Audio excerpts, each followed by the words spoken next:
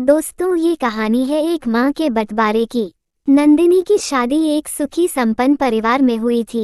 शादी को महज अभी 1 साल ही तो हुए थे, पर यह 1 साल कैसे बीत गया उसे पता ही नहीं चला। ससुराल वालों से इतना प्यार जो मिला था उसे, सुबह कब हो जाती है और शाम कब हो जाता वो समझ ही नहीं पाती थी।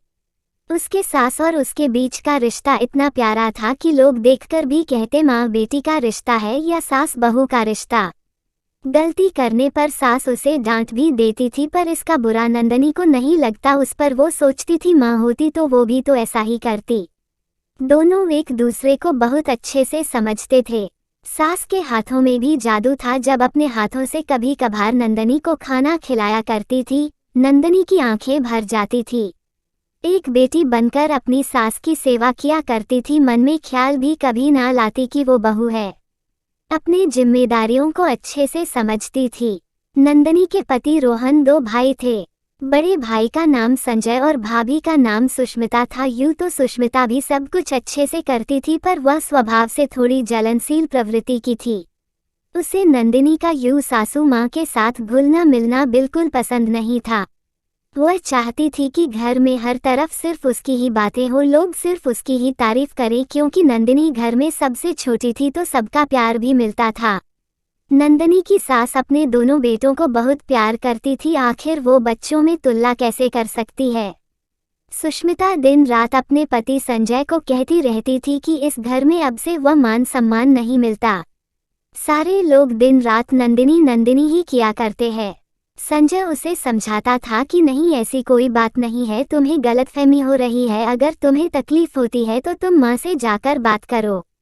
संजय, तुम मेरी बातों को नहीं समझ रहे हो। सारा दिन लोग छोटे देवर और देवरानी की ही बातें किया करते हैं, जैसे मेरा तो इस घर में कोई पूछे ना हो। अब मुझे अलग रहना है, मैं यहाँ एक पल भी नहीं रहना चाहती हूँ। सुष्मिता, तुम गलत कह रही हो। एक छत में और एक घर में कभी 2 चूल्हे आज तक तुमने सुने हैं? यह सब हमारे यहाँ नहीं होता। माँ से बंटवारा कैसा? तो ठीक है संजय, तुम माँ को ही बांट दो। माँ हम लोग के साथ रहेंगी। मैं माँ को करने के लिए नहीं कह रही हूँ, पर मुझे नंदिनी के साथ एक पल भी नहीं रहना है।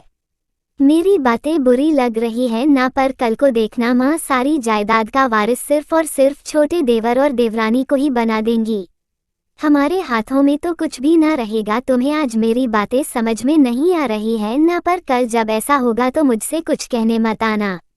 दरवाजे पर खड़ी माँ ये सब कुछ सुन लेती, पर वो अंदर जाकर संजय और सुष्मिता से कुछ कहती नहीं है।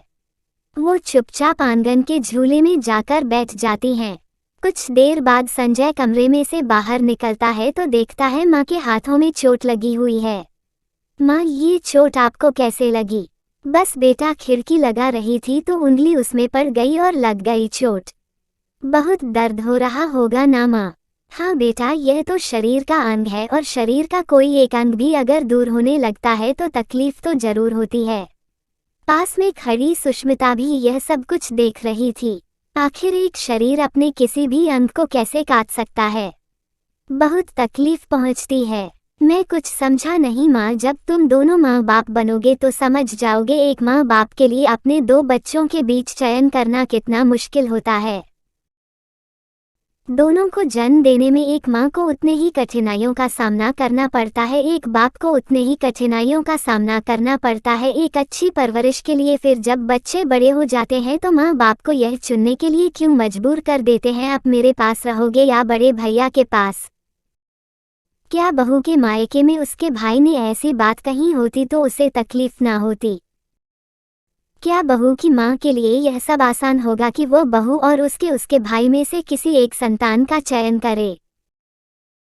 सुष्मिता को अपनी गलती का एहसास हो गया। उसे लगा कि अगर मेरी माँ को भी इन कठिनाइयों का सामना करना पड़ता तो कितनी उसे तकलीफ होती।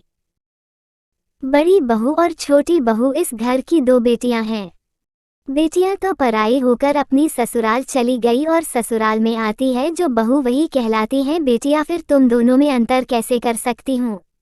तुम तो हमारे कुल को रोशन करने वाली हो। अपने दिल और दिमाग से निकाल दो, किसी एक को प्यार करती है माँ, अपने हर एक बच्चों को एक समान प्यार करती हैं।